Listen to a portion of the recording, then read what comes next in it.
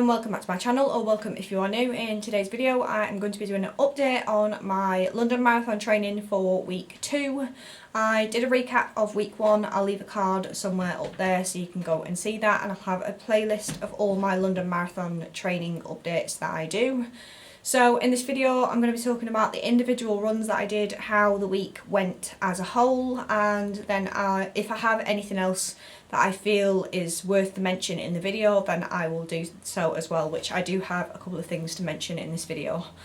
So this week I did 4 runs in total. I did 2 long runs this week actually.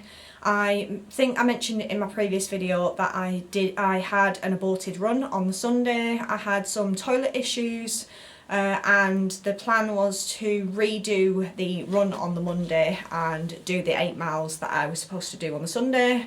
With that in mind, I didn't want to do 5 runs in a week because I think 2 long runs and trying to cram in the other runs when I'm already sort of struggling to fit runs in during the week with the 4 runs that it is, I thought it was probably a bit overkill to do that. So what I've done is I have done 3 runs from week 3, and I'm just counting the sort of 4th run that I do for week 2 as being as part of the 8-mile run that I did. I don't think I'm really missing out on anything, and I do think it was a good thing for me to do the long run on the Monday rather than completely skip it out and just get on with the week 2. So I definitely think I made the right call with that. I just yeah, I've just done 3 runs for week 2 instead of 4. So yeah, I guess we will recap what I did in terms of the actual runs themselves. I can't remember whether I included my 8-mile run in my last training update. Just in case I didn't, I will mention it here. So I did 8 miles in a pace of 14:10 and a time of 1:53. I did a mixture of trail and road for that. I remember having to walk quite a big portion of that run.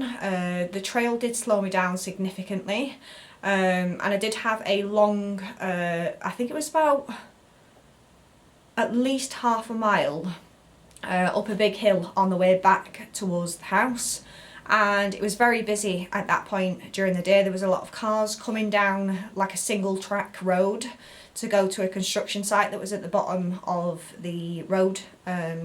So I ended up having to keep jumping on the grass basically and out of the road, so it was a very stop-starty towards the end.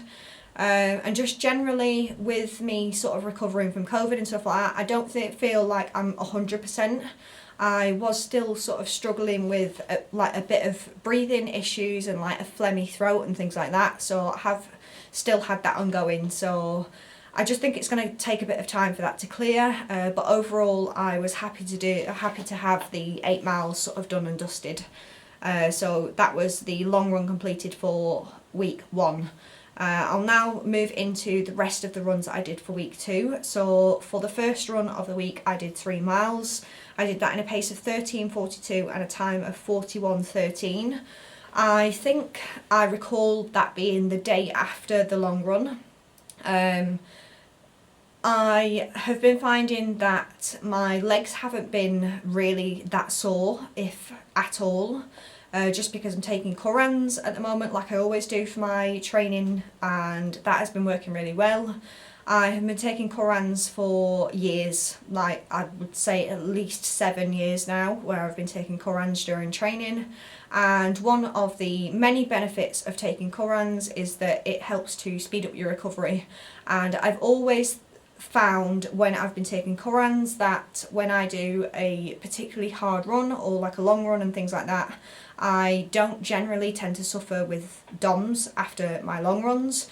Prior to taking Crohn's I did, and I'd be out for like a couple of days where I couldn't run properly from the soreness in my legs, but since I discovered Crohn's I have not had that problem, so luckily I was able to do a run on Tuesday. I can't say I was ecstatic about doing that run. I was hoping to have a rest day before my next run, but Philip sort of encouraged me out the door to go and just take an easy run, if you will. and not push the pace or anything like that, just go out and run as easy as my body wanted it to. I did feel like my legs were heavy, if you will, but not sore at all. So I did 3 miles in a pace of 13:42 and a time of 41:13. I can't remember whether I just mentioned that while I was rambling. So yeah, overall that run went quite well. The second run of week 2 was a 4 mile run. I did that in a pace of 13:31 and a time of 54:16.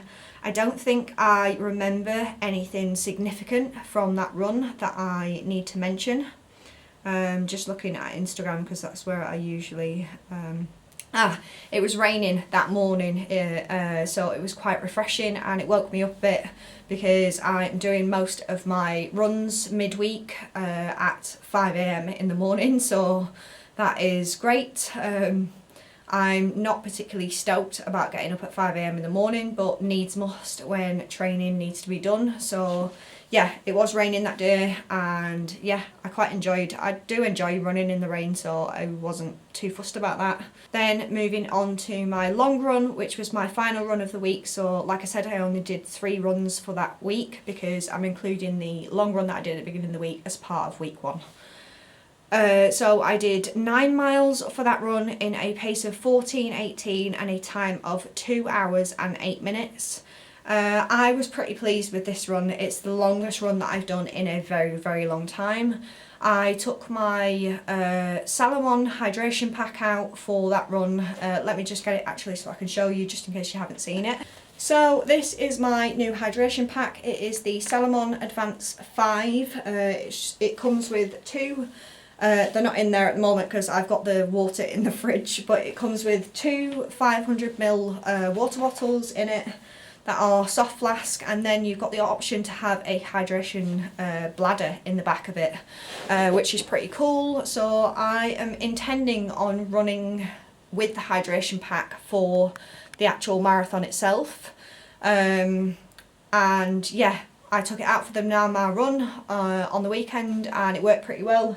Had no chafing anywhere or anything like that, which was the one thing that I was actually quite concerned about, is whether I would chafe with the vest on. But I didn't have any issues whatsoever, didn't have any bouncing with the water bottles, and it was really comfortable actually, so I'm really pleased with that. Yeah, not much really to report from the long run. I rolled my ankle once because I took the trail route down towards Stamford town and then around Burley House. There was a I don't know what it was. It looked like there was 2 events, one for Rolls Royce, and there was like horses and lots of like not carriages, but the big trucks or vans that you transport horses in. There was a lot of that, so there was a lot of like horse training on there as well, so it was very busy. Overall the run went quite well. I did have quite a few walk breaks, but I'm not too bothered about that at the moment. I'm just trying to keep the walk breaks that I do have quite brief, and to try and pick up the pace so I don't slow down too much. There was quite a few hills in that route as well. I am taking the option to walk the hills at the moment, just because the hills are really, really conking me out at the moment, and I feel like I get really, really out of breath and like exhausted from running the hills. In Stamford, the hills that we have are quite long, so I don't want to tire myself out knowing that I've got quite a long way to go in the training. So yeah, that was basically how that run went. I will leave a total somewhere here of the total mileage that I did for the week. Overall, I'm pretty pleased with how the week went overall. As I mentioned, I have got the hydration pack now, so I am intending to run with that for the London Marathon. I'm going to be using that for at least my long runs, probably my longer midweek runs, and then for like my shorter ones I'll use the Free Train Hydro 1 vest. I have been experiencing quite a bit of chafing in a few areas of my body, which I'm going to have to sort of figure out whether that's kit issues or whether that's something else. I did head out on Sunday for my long run with Body Glide on, but for some reason that didn't seem to make any sort of difference. I don't know whether it's because the shorts are getting a bit old, or I'm not sure whether it's like the crevice of the skin on my back or whatever, but it caused quite a significant chafing line across my back. I will leave a screenshot here of that. I also had some chafing under my bum, which would have been from the seam on my shorts. So I'm going to have to figure out my underwear choices so that I don't get chafing in that area again, because that sucks. I have had chafing in the past near the band on my sports bra. I haven't had any of that recently. And the Body Glide has been doing its job for that. But yeah, as it gets warmer and as it gets sweatier, I'm just finding that I am chafing in areas I don't want to chafe. And obviously I've got to figure that out before London, because I am going to basically rub my skin raw if I continue with whatever I'm doing now. So I need to figure that out. I'm going to be using Body Glide for now. I do have some samples coming from Two Toms, which looks like a good brand for like chafe. I don't know what you call it, like chafe cream, chafe roll-on or whatever else. It's similar to Body Glide, but I'm just going to see how I get on with that. And hopefully I can figure out the issues with the chafing, because yeah, like I said, I don't want to be chafing on the London Marathon. If I'm getting chafing on a 9 mile run, I can't imagine what it's going to be like after 26.2 miles. So I need to figure it out now whilst I'm training, so that I don't have those issues on race day. Anything else to mention?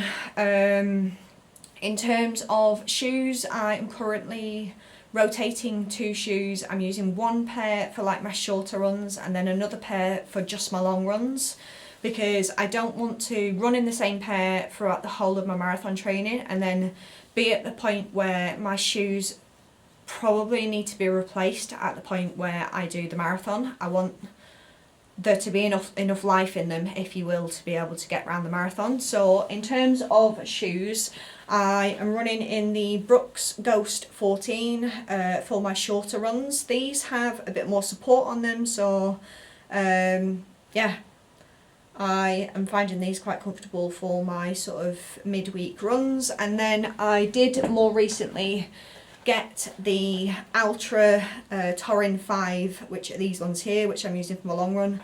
I did have to run some shorter runs in it, because there is quite a big difference in the drop on the shoes, and I found that when I first ran in the Ultras, I was getting like calf ache from where my foot and my feet and my legs were adjusting to the sort of drop difference between the 2 shoes. I don't have that issue now. I did run in the Ultras for my 8 mile and my 9 mile run, so my legs and my feet have adjusted to sort of switching between the 2, so that's good. And the Ultras should take me through all the way to marathon.